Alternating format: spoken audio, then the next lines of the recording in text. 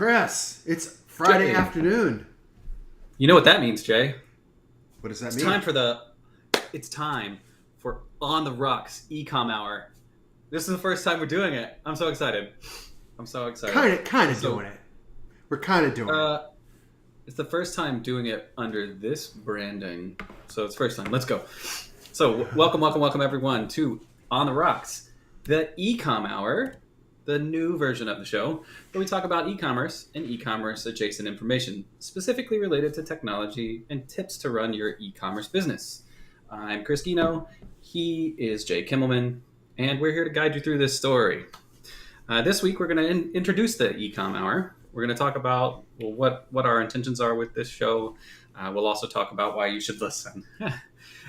So first, weekly, we're going to scour the news so that you don't have to.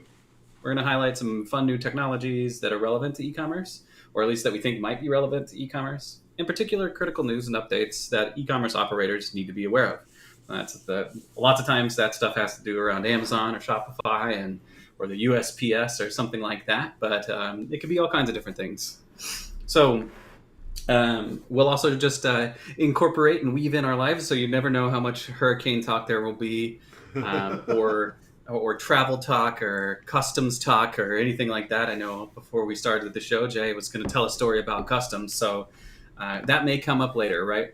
We're gonna do our best to give you insights into this technology and why we think it's going to be relevant to e-commerce operators, and then we're gonna highlight for you some of our experiences. Each week, we'll also then talk about some relevant topic. We're going to talk about a very specific thing that'll help you to make your business better, or help you to be a better operator, or maybe a technology that you definitely need to make sure that you're looking into or incorporating into your business. So that's what the show is going to be today. We're going to get started. We're going to get started right now by talking about new technology. And so on our tech items list, there are a few different things, and it seems that oftentimes when we find new tech related stuff, it's always associated with some what are they called? Who are the alphabet people? Oh my gosh, the Microsoft, Amazon, Alphabet, Meta. Are they FAM? What are they? No, that can't be right. AM? Don't they have like a name? All the big boys, and it doesn't matter. Not that I don't know. I don't know either. The word soup, right? Yeah, exactly. Anyway, last week we talked about how Facebook Meta had introduced some new AI tools for advertising, making your pictures like sway right in the picture. It sounds like our friends at Amazon were like, "Hey, that's a really good idea. We should do that too." And so they introduced some AI tools for advertisers as well.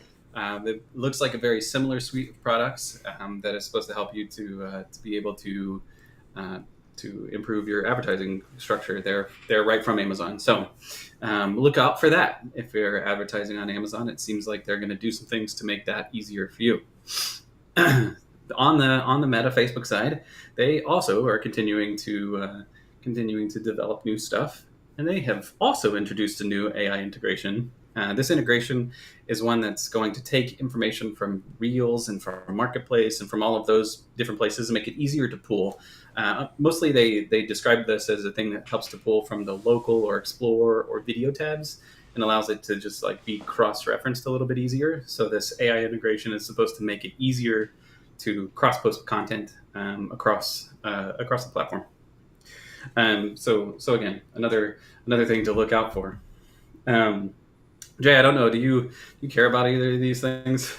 I don't know, but it looks to me like all this AI is going to put accountants out of business. Marketers out of business. Oh yeah, right. Well, we know better than that.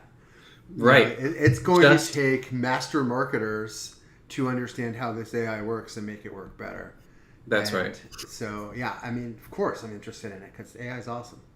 Yeah, exactly, and just like AI in accounting, right? AI in marketing does the same thing, where it makes your job easier, takes kind of some of the lousy stuff out, and helps you to be even more awesome than you already were.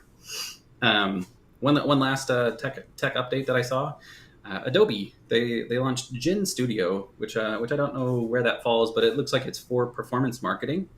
And so it lets you create all of the things that you'll need. So social ads and display ads and banners and emails and all that kind of stuff from one like centralized location, which will be really helpful, I think, in making sure that you have consistent themes across all of your marketing, and you don't have to like go anywhere else. So they got it all in one little bubble. So look out for Gen Studio if you're out there in cloud marketing. I think that's where it's going to be located, but I don't know exactly where. But if you're an Adobe subscriber, know that they got something new either on the way real soon or already out there in live. Um, Jay, did you see any tech items in the news that that e-commerce folks would care about this week? I really didn't. I mean, I was focused on other things this week. Sure. Yeah, we'll get into that afterwards. But yeah, no, nothing new there. Right. All right. So those are our tech items, tech updates. Each week we'll also go through e-commerce related general updates, and that's what we're going to do next. And so that often focuses on trends in the marketplace. It focuses on interesting programs or things that that other e-commerce businesses are already doing, or new products that maybe existing businesses are doing that you might start to see more rapidly adopted across other businesses and other platforms. So I think these are typically things to watch out for, to be aware of, or to consider incorporating into your own business, or to help you with your business. So the first one, I don't even know. I don't know if the name of this company is Bricks, Burges. I don't know. I have no idea. By the spelling, it looks like Bridges, but you Bridges. Yeah, it was. So a company put out a survey, and the company BRYJ and S Bridges. So they did a consumer survey, right, of consumers, and they found, and this is not surprising, right? Like everyone will not be surprised by these results, but consumers are seeking features that save time and offer simplicity. And the reason why, of course, this is important to e-commerce businesses is because that means you need to be thoughtful about how your apps are working, how your website's working, how your checkouts are working, how your app's working, right? All of that kind of stuff. You need to know how all those things are working together to be able to provide that those time-saving and simplification measures to your consumers. In thinking about that too, one of the things that this article was very specific about is that mobile wallets are going to continue to be on the rise. As many as 54% of consumers in the survey from the ages of 25 to 54. So we're not talking about the late boomers and maybe the people who are a little bit pre having any money anyway, but the folks 25 to 54 are plan to use mobile wallets for storing stuff. And so I wasn't really familiar with this idea of the mobile wallet, but it's like a place where you can store like your discounts and your codes and all the different things that you can use at different locations. 64%, and I thought this was kind of crazy because I fit in this same category, but I'm not one of these people generally. But 64% use a mobile app versus a mobile browser, and so when people are making these purchases, they're using an app instead of like Chrome, and that seems pretty wild to me. But that means that if you can, like maybe having an app is a good value for you. Jay, what do you think about that apps versus browsers statistic?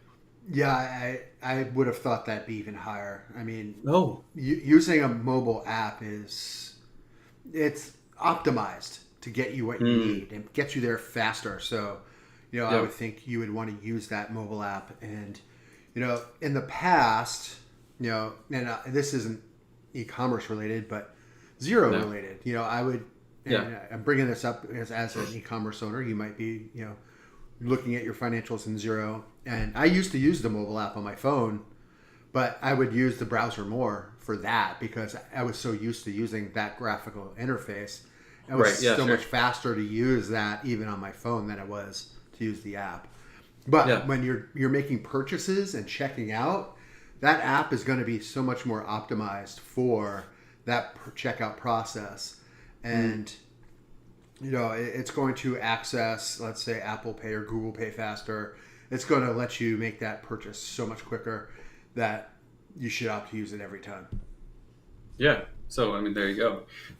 So Jay being younger than me, I guess, or maybe me, just an old soul over here. Who knows? Who knows? I was a little bit surprised at how low this particular number was. Only 72% of Gen Z or millennials are open to AI features. I thought that would be like basically 100% that would be like at least interested in it. Maybe there is some AI hesitancy out in the survey space here, but 72% is still a pretty high number. And all that means, of course, is that like, hey, your AI chatbot, like people are going to be interested in it. They're going to try it. They're going to be willing to explore it. The AI shopbot that we've talked about from Amazon and all of the different whoever else it is that's pulling out one of these, right? That we've talked about before. Like those are going to be adoptable. People are going to definitely be willing to explore it. And I think that I think as the AI becomes more commonplace, and certainly as people feel more secure in what AI is doing, that number is definitely going to go up. And so maybe it's 72% today, but a year from now, maybe it'll be 82, and another year from then, it'll be 95 or something. I think AI features are just everybody will be familiar with them and use them in a not too distant future for sure. One other thing that this article like drew some through lines to is that as an e-commerce business, you should definitely be considering using text messages to send mobile wallet offers.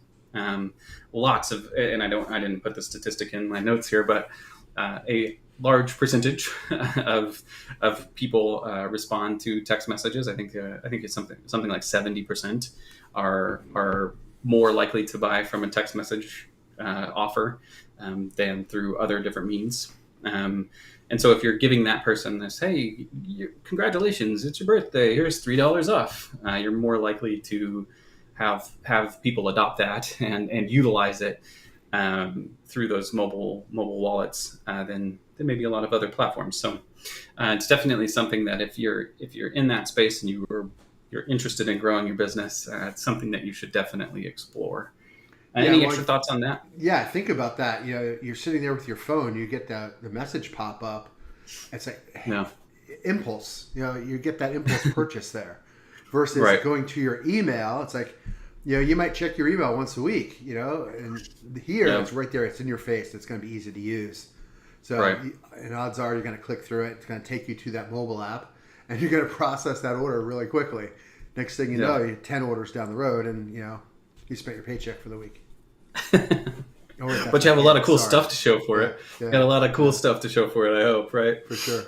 I again, I think that instant and immediate feedback is really appealing to business owners. So be on the lookout for that. Make sure that you've got some type of mobile ad strategy, and consider utilizing mobile wallets and mobile wallet offers within that strategy. One thing that I thought was interesting, and I don't know how it will impact a lot of e-com providers, and I'm not really sure like how much of the market is taken up by Wayfair. But Wayfair has launched a paid loyalty program. This rang very much to me like Wayfair Prime, because it's free shipping, early access to sales, some rewards. Like that's the stuff that's included in this Wayfair loyalty program. So what's the paid amount for that? It's $29, $29, and I think I read it was $29 a year, which seems like a really, really good bargain at that price for these features. Most definitely. Yeah, and so that I don't know how much shipping on. I feel like every time I buy on Wayfair, I'm buying something that's like $150. So my shipping is free anyway. So maybe it's not all that valuable. But 5% back in rewards, like those can stack up, especially on those bigger purchases, to where maybe you're starting to add on a little something else on Wayfair. So if you're purchasing on Wayfair, hey, be aware of that. And then of course, if you're selling on Wayfair, make sure you understand what that means for you. Whether you're going to see some volume tick ups, or whether you want to make sure you're part of those early access sales, and understand what the value to this loyalty program is for you, rather than just for Wayfair. Yeah, and what they're trying to do there is increase the average order value. by Yeah. giving you 5% back in rewards, you're going to order more, Yep. increase your ticket, and by doing so, every purchase you make is going to be higher. So Yeah. all they're doing is dropping dollars to the bottom line. Yep. Pretty good strategy, especially if it's highly adopted. Um, uh, unless, of course, like people get so many cashback rewards, I don't think that it really matters. Like 5%, they're making a little bit more margin than that, and they don't need Yeah, everybody yeah, to be on the loyalty program. So yeah, we'll see. I think yeah. it's We I shall see. definitely think it's an interesting thing. Wayfair Prime over here. Yeah, do you think it's interesting? Um, and I'm sure they have an appetite to find more of the market space. The next, where Wayfair Prime is probably a positive thing. The next one was a pretty embarrassing thing. I saw this in multiple spaces, and that's how I know it was embarrassing. Is because I saw this come up more than once. The folks at Poshmark, they had introduced a new seller fee program, like maybe 3 weeks ago. This was very recent, and they've already shut it down because of the feedback that they got from customers and consumers. I don't know exactly. The way that I read it, I was like, that doesn't make sense. Why would this cause these problems? But whatever it was causing the seller fees to significantly increase. And the sellers were passing those fees on to customers, and so customers' order values they were trying to keep them down because the pricing changed at certain pricing levels, and man, it really, really, really must have gone really poorly because Poshmark is already out of this idea. I think Poshmark is a reselling platform, so we've talked a little bit about resellers previously, but they charged the seller, the person who's reselling, what I read was that they used to charge 20% of a transaction over $15, and then $2.95 for those less than $15, which is a little bit higher than 20%. And they rolled out this new plan that was 6% ish for the transaction in total, and then at certain levels it increased. So at $15 it was $1, at $50 it was $2, or from 15 to 50 it was 2, and then anything above was 3.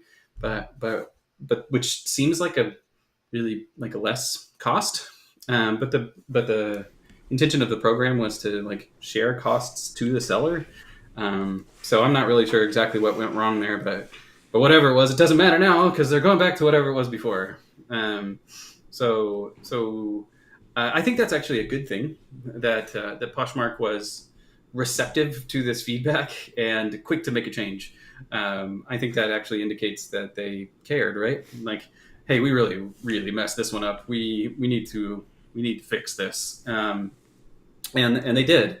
And I think that I think that will go a long way. What do you think, Jake? Answering the call of your customers, partners, it's important. And we Right. see in the markets that some companies don't care about their partners. And when that happens, there's a revolt. And that could have happened here behind the scenes. And, Poshmark responded very well. Oh, I don't think it was behind the scenes. I think it was very openly, was it like a pretty lot. much up front? Oh yeah. Yeah, there was there. Like I said, I saw this in several spots that like people were upset about this new policy and pretty quickly, and so it felt like it was very, very out there. And on occasion, like I could tell you, I was in Canva earlier, and they said due to popular response, we are backing off the price increase we said we were going to do. So right.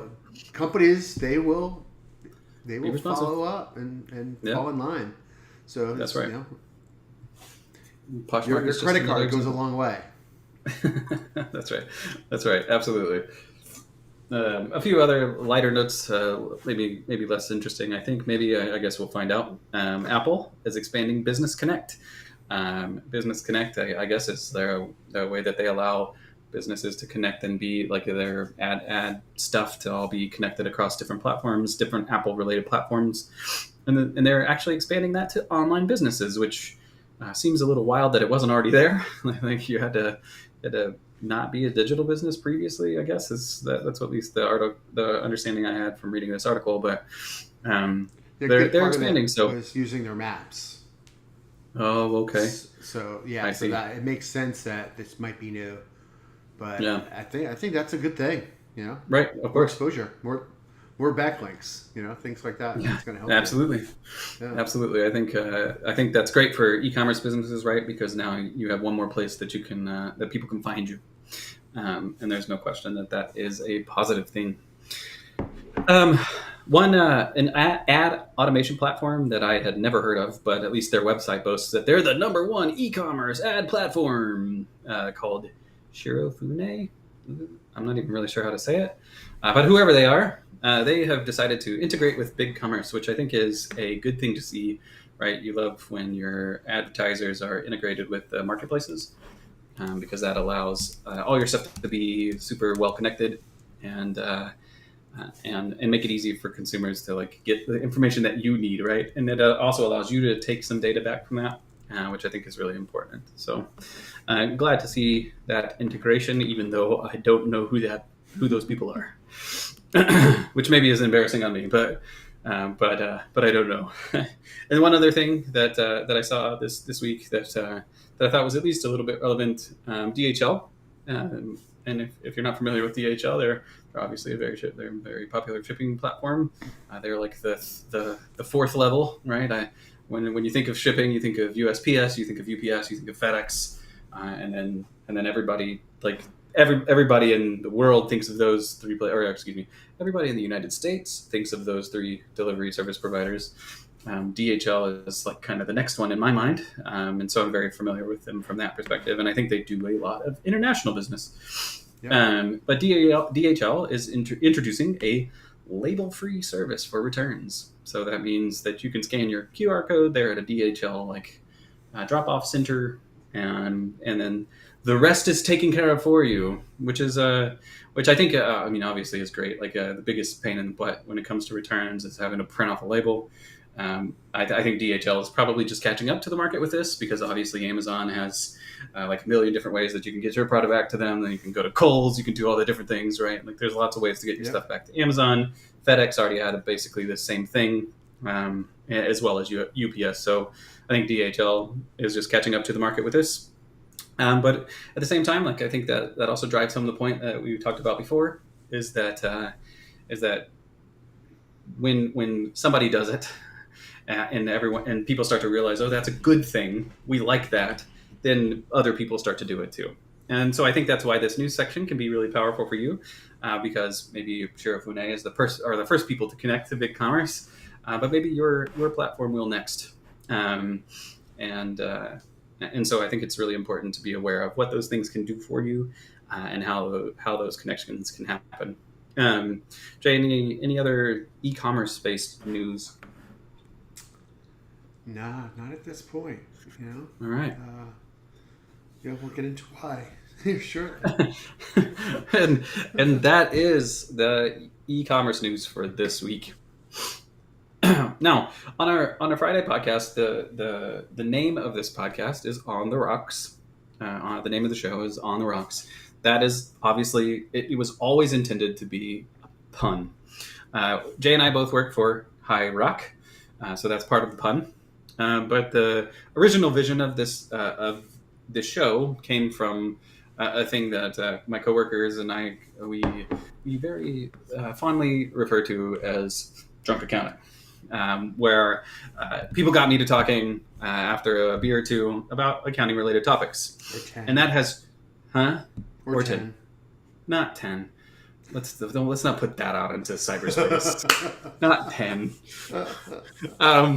But 5. So whatever, a few, right? Like after some beers, after some beers, and because I am passionate about like lots of different things, including, and probably most specifically accounting, and so I love talking about a lot of different stuff. The idea of drunk accounting then became, okay, well, we can do that during the workday, kind of right at the end of the work week. You can go into your Friday work with a beer in hand, which is what I'm doing today. And what I enjoy, right? I love trying new beers, and so I like to have them while I talk to Jay. and while I talk to you. And so each time that we have the show, I like to ask Jay, what are you drinking today? I wish I was having a beverage today, but I am drinking coffee. That's beverage. A cocktail, let's say. There But you go. started out this morning saying I think it was going to be a 3 coffee pot kind of day, and it actually was. Yeah. Yeah. What caused it to be a 3 coffee pot kind of day, Jay? I had a long trip home last night from the west coast of Mexico. I was over there this week meeting with a business partner, and got in relatively late last night. Yeah, got in. Hit the garage door this morning at 2 a.m. Yeah, that's so late that it's early, right? Yeah, I agree. Yeah. Yikes. Yuck. It's like you went out to the bar, man. Exactly. Except you had to travel. It's worse. Yeah. Well, it was worse Yeah. because Uber in this town is horrific. Oh no. It took 25 minutes just to connect to get a ride booked. And they were, I mean, I'm at the airport and you could see the cars swirling all over the place. It took somebody 15 miles away 25 minutes. So I sat at the airport for an hour after I got in last night waiting for a ride.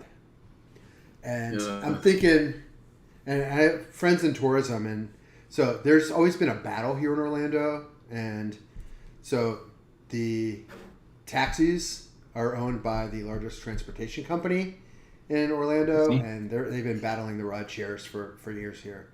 So there's something going on there. So I don't know. It just means next time I'm gonna have to drive and park at the airport. But that's okay. But Yeah. you know, earlier you mentioned I had a story about customs. And, Yeah, I'm excited. You always dread coming back through customs because it's going to take a long time. You're going to wait in line. I got to tell you, I have global entry, so that start with that. And we landed, and I went into the app, did my thing, and it gives you an hour countdown to get it done. We actually sat there waiting for a gate in Dallas, and that's why it's funny because came through in Dallas. Yeah. So and then just to set the story straight, I got stuck in Dallas on Monday on my way out for an extra 3.5 hours due to a mechanical issue. But we got out. Everything was great.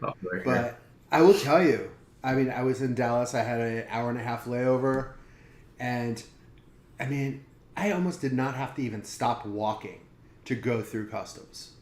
Yeah. I went up there and took my picture and walked up to the desk. I was like, "Welcome to the U.S. Keep on moving." I mean, it was literally that easy.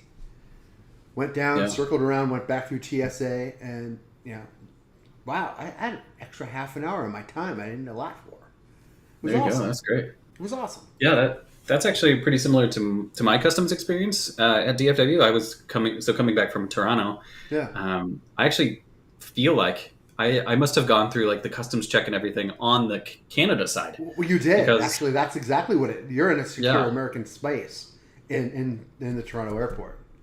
Yeah, and so I didn't even have to. I didn't do anything when I was just walked out of the airport. It was crazy. Yeah.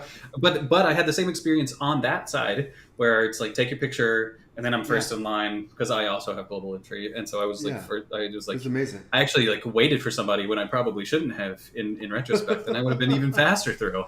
So so big shout out to global entry, or like. I don't know, traveling on Thursdays in the middle of the week at like midday times or something. Maybe that's the move. I'm not sure when a lot of international travel happens. But the front side of the trip yesterday, I was traveling with my business partners over there. We all went to the airport together, and they had to check some bags. And they said they should be there 3 hours ahead of time.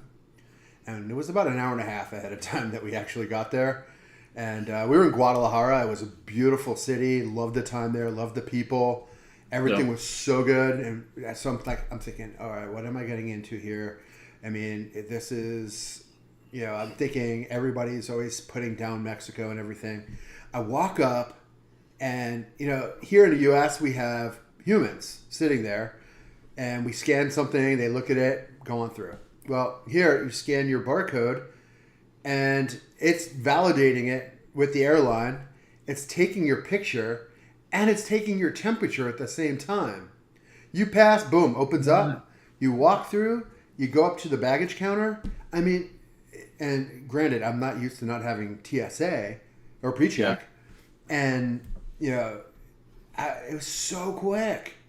The technology was awesome, and it was just a great experience. Yeah, well, we can talk about that more. Yeah, I mean, that's great. And I'm sure that obviously that technology exists. And I'm sure there's a few reasons why there's slow adoption in the U.S. with respect to that.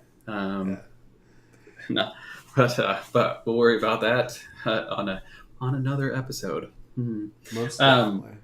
All right, so your third pot coffee. Me, I am Polliner. I went back to Munich, right? The original Oktoberfest beer. Nice. When I finish that guy here in a minute, it's still Oktoberfest season. We got Brooklyn's Oktoberfest next. So it's that time of year. Every time I go to the grocery now and try to pick up 2 or 3 different Oktoberfests while I still can, because I know I won't be able to in probably like another week. It'll all be whatever pumpkin something, whatever comes in fall winter specials or something. So that's the middle segment of our show where I ask, what was your drink of choice today? And again, mine is Oktoberfest. That's my drink of choice every day if it were up to me. But it's just not always up to me. And then once we briefly talk about that, then we'll talk about a relevant topic, something that Jay and I think is important to e-commerce business owners or to the e-commerce space in general. But today, rather than doing that, we're going to talk about ourselves. That's very narcissistic of us. But at the same time, I think it's important because what difference does it make if we're talking about it if you don't know who we are, or you don't care who we are, or you don't think we're qualified? And so that's what we want to do today is put to ease any concerns that you might have related to that. We're going to talk about how we got to where we are, why we care about the e-commerce space, and then we'll do our best to talk about what makes us special, and again why you should be listening to us when we talk about e-commerce stuff. So Jay, your story is funner to me. How'd you get here? How did you get here? My story's longer, actually. Yeah. How did I get here? Wow. Well, it started on this cold day in 1968. Yeah, it snowed on my birthday too. Yeah.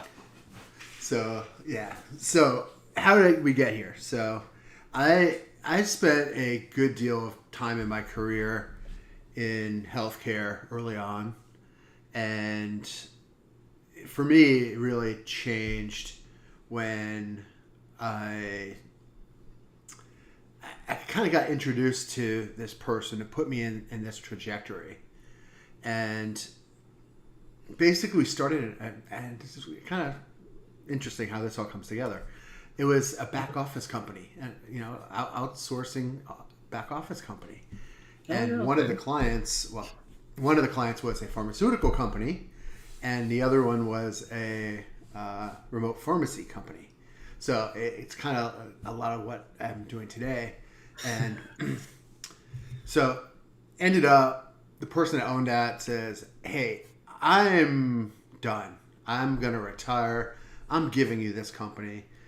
That pharmaceutical company, y'all should bill them X dollars a month. Make them your primary customer and make them pay your bills and pay. And so we did that. And he gets the email and he comes storming into the office and says, who the hell do you think you are? And he says, I don't need any of you except you. You're hired. And I became a CFO. No, there you go. Nice. Yeah. So I went in and became the CFO of a pharmaceutical company. And at the same time, so it was all interrelated. He actually was part owner of that remote pharmacy operation. Pharmaceuticals, and so I was managing the pharmacy anyway because it was all part of the same operation. So that's actually how I started learning how to run Linux and remote systems. And I was doing that through there, and I was managing the pharmacy systems, which was a company that was right here in Orlando, and it was good for a while. We actually ran the warehouse for this pharmaceutical company in the same building in Kentucky where the pharmacies were, so it was all interrelated. So, and my story gets interesting here because I started making friends with people, my coworkers in the pharmaceutical plant, and lo and behold, we had a natural friendship and a bonding over nutraceuticals, protein powders, and things like that. So nice. She's like, I used to work for a company. I can make that stuff.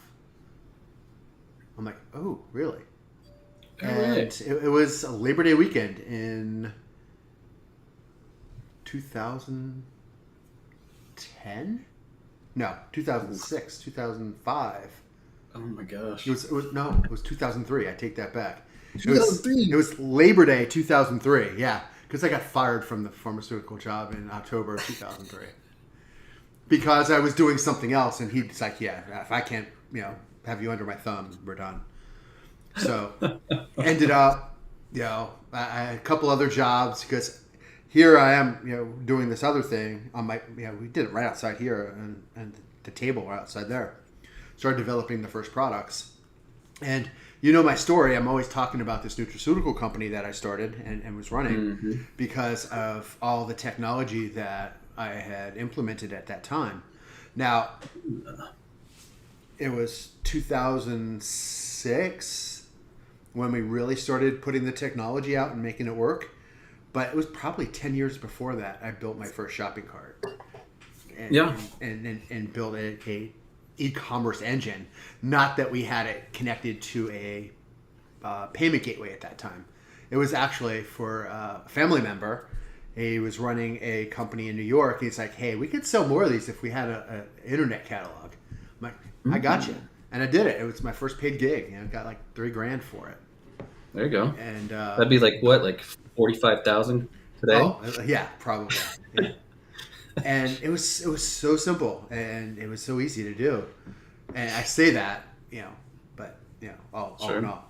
But this, having that experience, and then going into this nutraceutical business, and I dealt with every impact of that business, all the way from purchasing, manufacturing, distribution, and all the systems, everything that we did, and not all that, and also financing, and buying new equipment, putting equipment in place, doing manufacturing myself because we needed it.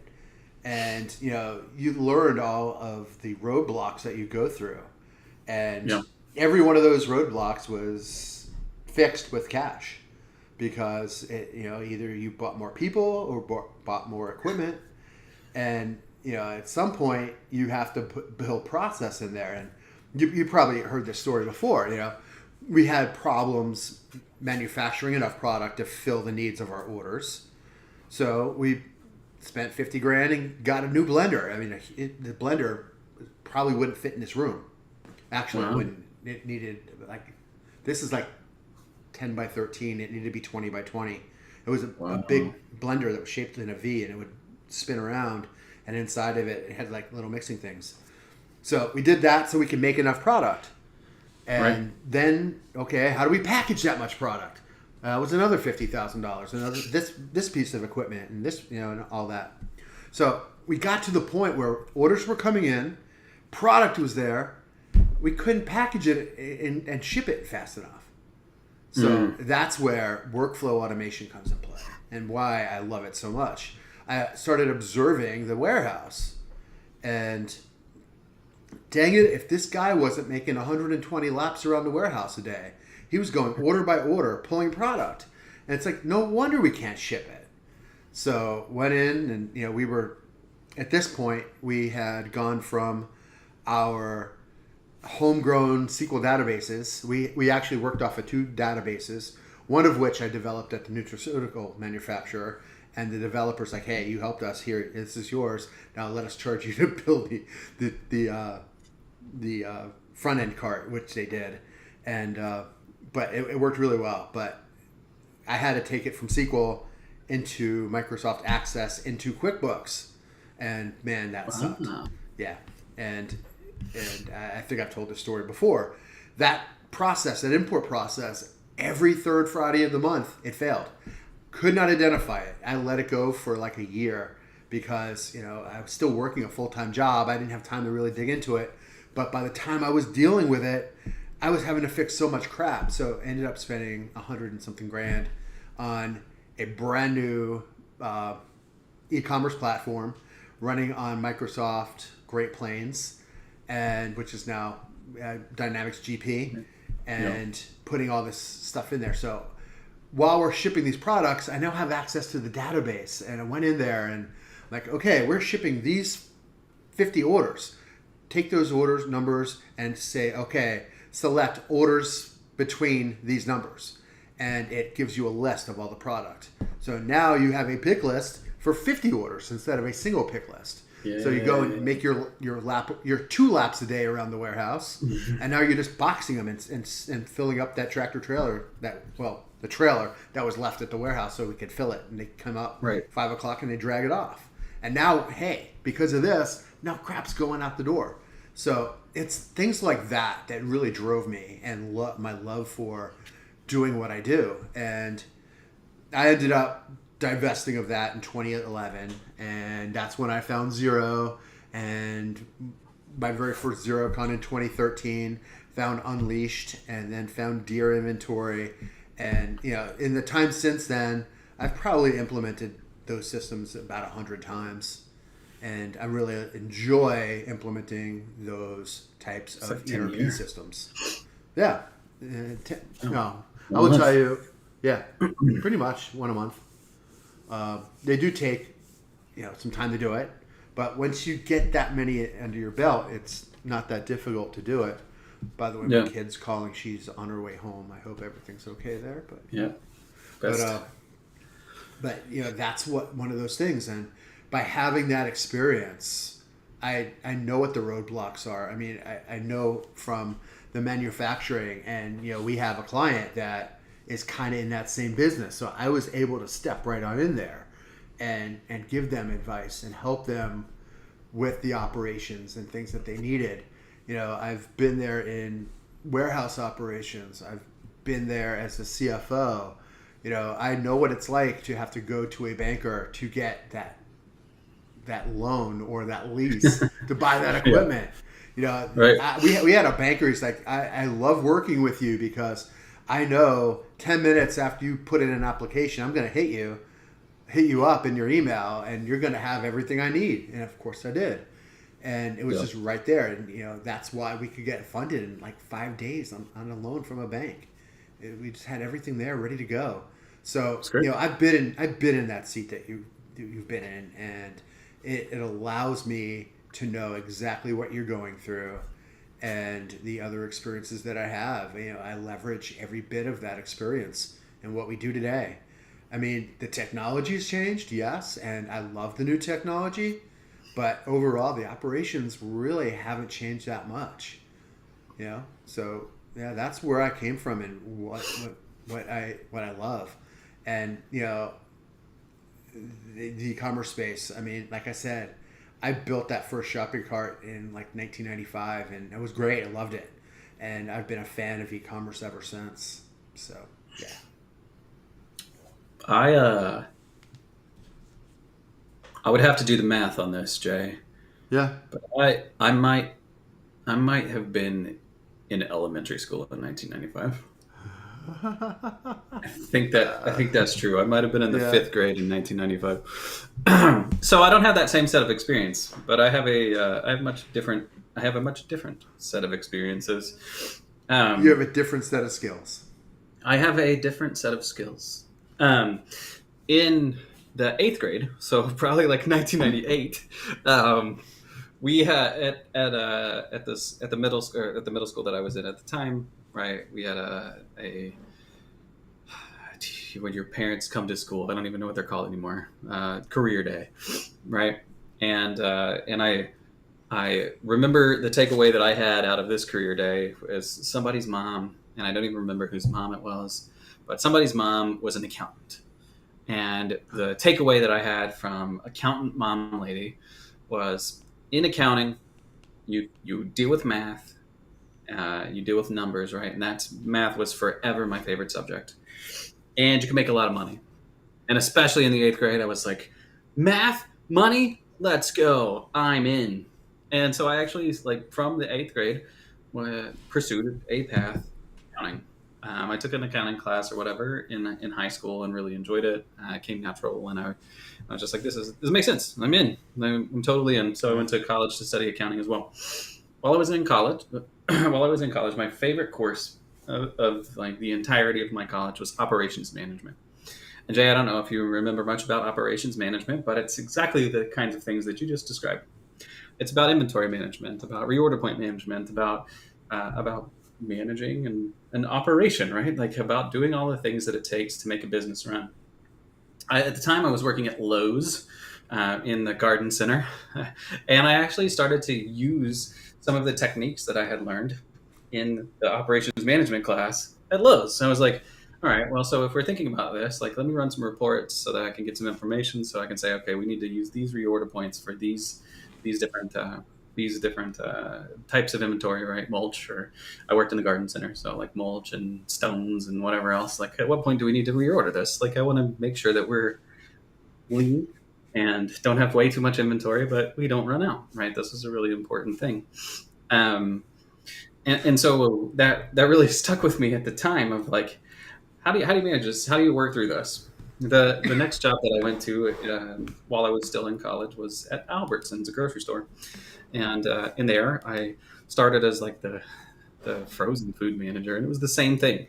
I was responsible for making the order for the store. And it's the same concept, right? Of like, at what point do you need to reorder? And you don't want to order too much and keep yourselves like packed with stuff that's just going to go bad. It's really important to manage your inventory, to be really thoughtful about the inventory that you have. All the time, I'm still studying accounting, and toward the end of that accounting study, right, I made the decision to accept an offer to be an auditor. I didn't really know what that meant. I took my audit class in like May mini-mester. It was like three weeks long or something. Like I banged it out. I don't remember anything about it. And truly, like, yeah, it was really fine. It worked out because I got an A and I got out of there. And audit theory, like from a class perspective, is way worse than actual audit execution. Yeah. And so once I actually got into audit execution, I worked for RSM, one of the bigger accounting firms, and the clients that I worked with were all like retail supporting entities. So they all had, not all of them, but like a lot of them, they all had inventory, or they were either grocery stores or things you'd get in grocery stores, or companies of that nature. And so it felt really like comparable to me. I was so excited when we won our first grocery store client, because that meant I could see the other side of the same activity that I'd just been spending for like 4 or 5 years during college, like doing. I got to see like, what does all that stuff that I learned, all of that stuff that I talked about, all of that stuff I thought about, like, how does that impact the business once you actually get in there? And so as an auditor, one of the things that you're looking at is the financial statements. You're looking at them at a high level from way up here. And what that means is that if things don't make sense, like you develop an eye to be able to spot like that's not right. Something is wrong there. Like, it shouldn't be that way. This is what you should actually expect to see, based on what you told me, based on the history, based on all of the things that are happening in the market, right? This is what we should expect. And so being able to interpret that information is something that always like came really natural to me. And something that as I continued to do audits more and more and more, like continued to be something that I grew and that I expanded on, of like, well, why does this happen this way? Why should it look like this? And like, those were things that I started to explore a little bit more. And I got lucky in that I got to work with some big companies, like $1 billion revenue companies, several of them. And And those types of companies, when they're that big, they have like all kinds of different things that they touch. I still remember a company that like touched a bartering agreement. They were like, I'm gonna give you some of my stuff if you'll give me some advertising back, right? Like, so I got to see these unusual transactions. When you're a big company like that, you start to develop like what was called marketing development funds, right? So you have this, you have like co-branded stuff in flyers or in in magazines or what would now be on the internet, right? So you get to see like how do companies account for like this type of transaction? Like, what does that look like, and what does that mean from an operational standpoint? Like, how does that impact their decision making? How does it impact what they're doing on a daily basis? And one of the cool things as an auditor was like these companies with inventory. If you're auditing them, you have to go count it to make sure that it's really there. And so every December 31st and thereabouts, like right around there, like every auditor in all the land has loads of things to do. You have got to go like do an inventory count. And that was always really, really, really fun for me because it was like an episode of How It's Made, but I got to like be there and ask questions about it, right? Like I got to understand like, how does this warehouse work? Why is it set up the way that it is? How do they get from where the product is to where it's machined and put together and compiled and all of the things that go along with that? And you got to do that in person. And so I really, really enjoyed that. And it also, especially because some of my clients were grocery stores and had these huge warehouse facilities, right? Like, you got to understand like, what is a cycle count? Why do you do it? Like, what is the point of that? And if you think about like that big like grocery store model, it's really, really comparable to like a 3PL in that you have a centralized warehouse and a bunch of different like exit spots. And so you had to understand like, what does this mean? Like, okay, you've got this stuff that's here and this stuff that goes there. And so I really enjoyed learning about inventory, seeing how inventory was managed, and understanding how people account for inventory. And so when I went to a smaller local firm, I still got to do that. And some of my clients at that small firm started to be more of these like e-commerce companies that weren't billions of dollars, but were 10 million or 20 million, like a little bit smaller, but big enough that they needed a financial statement on it because they were trying to get capital or had a new loan because they were trying to finance their operations, right? They needed to pay for their inventory. And now the bank is like, hey, that's great and all. We love you guys. We also want to make sure we're going to get paid back. So we're going to ask these guys over here to make sure that that's like pretty reasonable to occur. And so I got to see what that looks like. And I got to work with clients that had 3PL connections. I got to understand what it looked like on the side of the accounting system of what is it? What does that mean? Like, how do these different things sync together, and how do they connect? And what are the problems that you can run into? Like, I still remember one client that I worked with. They just implemented QuickBooks Online, and so they were trying to figure out they hadn't found a cool partner like 8X or someone like that who allowed their Shopify marketplace to connect properly. And so their sales transactions, their landed costs, their like everything was just a cluster. And so it really does, when you're auditing that, you really have to understand, like, how do we unwind this? What should have happened here? And what should it look like in the end? And so instead of being on the operational side, like you were, Jay, where I got to live it day to day, what I got instead was the end user side, right? Like, what should it look like at the end of the day? Yep.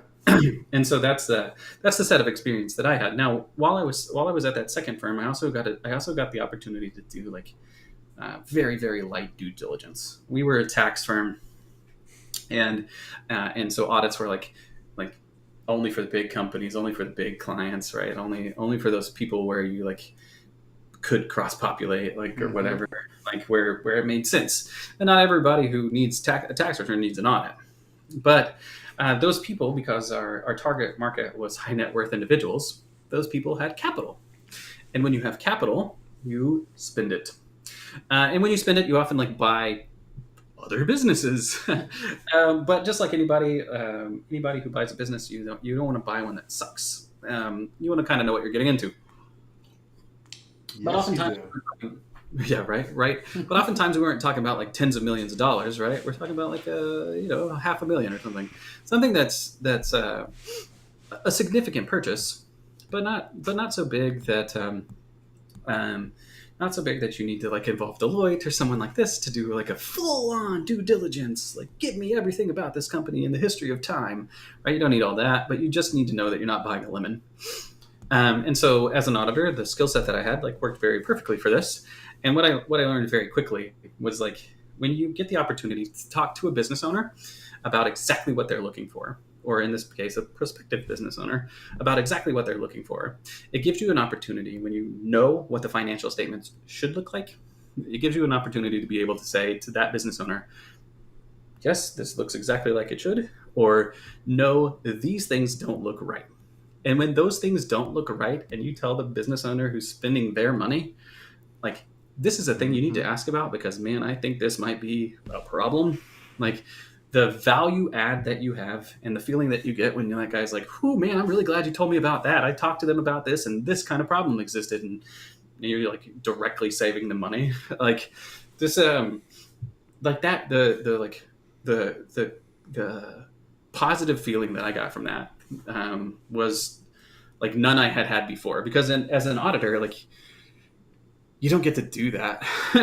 You have to be independent, right? You don't get to advise management in the same way. And so what I realized very quickly after doing a few of these different types of projects, what I realized really quickly is, man, that's kind of the life. being able to take the way that I see financial information, and so all of that history around inventory and all that history around what it should look like, and advise people on, hey, this is what it should look like, and it doesn't.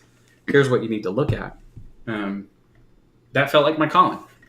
And so 3 years later, here I am at High Rock. I just celebrated my 3-year anniversary. Thank you to everyone on LinkedIn for all 10 of you or whatever, but that's kind of a lot to me. Like no one ever that come through this week. Yeah, congrats. Yeah. So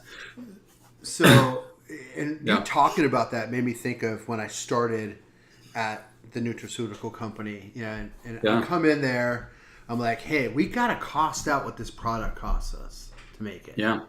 And the owner's like, nah, you don't need to do that. Just go in there, and at the end of every month, you count the number of vials that we sold, and you take it by 1.5 cents per vial. And that's your cost of goods sold. I'm like, okay, we'll do that. We will accrue that cost of goods sold. And then based on inventory valuations throughout the year, we'll adjust it. And damn it if he wasn't fucking correct. Yeah, man. Sometimes these business owners are on point. Yeah. And that was standard cost. Standard cost. Yeah. And the way that kept that way was there was only so much human interaction in this process. Yeah. It was all equipment, you know? As much as could be automated was. And that was how I started to get that other love for automation, was watching this equipment and making... I was so enthralled with it. They had all the production people in this plant go through a certification for being clean room certified.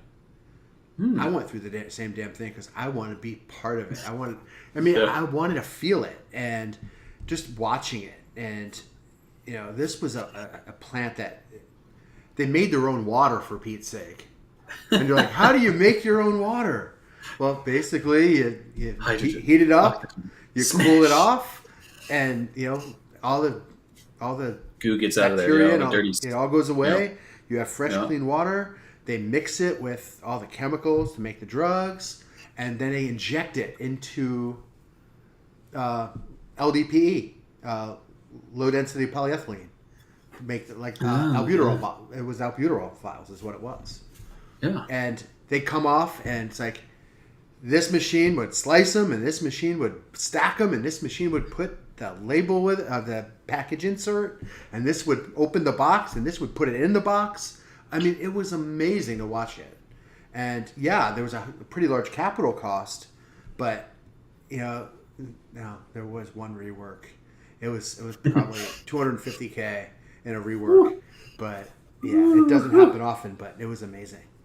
And I just watching that, and that is kind of where I got my love for automating shit. Right. And now it's data and things like that, which we were collecting a ton of data then too. So it's just great, great experience. Right. And that's what leads. Your experience with different clients and different industries have led you to where you are. Me, it's some of the specifics that I went through, but also being a business owner and what the expectations were on me. So it makes a pretty well-rounded team here, I think. That's right. I think so too. Really, a really good set of compliments, right? Like I was talking to somebody about this yesterday. That's our whole team at High Rock. Really, everybody has a different kind of background, and have all come together to form a really well-rounded team of people with different perspectives. For sure. And so I think that's what makes High Rock special. And then I think those different viewpoints are what makes the combination of Jay and I together really, really powerful, I think. And as we go forward, I think we're going to come across topics that we are going to be able to pull not only, new trends and new technology, but pull in that history and that knowledge that we have and be able to share it. And I think that is a lot of the value that you're going to see from the e-commerce hour moving forward. So let's go. So sure. we typically end the show then with talking about what's coming next, and so that's exactly what we'll do again today.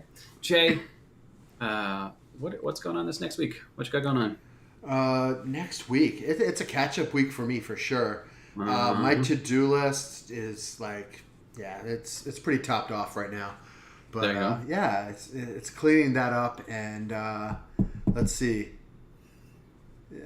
Still about 3 weeks to the Zero Road Show, which I'm heading to in Chicago, November 14th. If you're up that way, talking about CAS services, not necessarily inventory or e-commerce, but they will be talking about Zero Inventory Plus there. So if you are interested, check that out. What's the range again? Like how much inventory, how much movement, what kind of revenue is Zero Inventory Plus the right thing for? It's more for the lower end. Sure. Zero Inventory Plus is more for those companies that don't have an inventory system. They don't really have a true need for it, but they really want to track the cost, or they might need to have something to help facilitate fulfillment. It's there for that. So Shopify and Amazon FBA, it's a perfect fit for that. If you need a true ERP, or you need to do manufacturing, then it's a little not the right one. That's not the right one, but it's got its place is really in a good spot. If you are in that spot between startup and you haven't hit scaling yet, it's a great platform, and at $40 a month added on to the zero cost, it's really a great cost. Yeah, it's a really good price. The benefits you get out of it are much, much greater than you would think. Well, wonderful. This weekend, Jay, I don't know if you're aware of this, Diwali is not this weekend, but it's next weekend. So it's associated with the new moon. But for some reason, the folks that are one street over from us are celebrating Diwali this weekend instead. Maybe they're looking to double dip with a Diwali, then a Halloween or something. I'm not really sure. That feels kind of like what might be going on. But a lot of folks are getting together on the street over from us.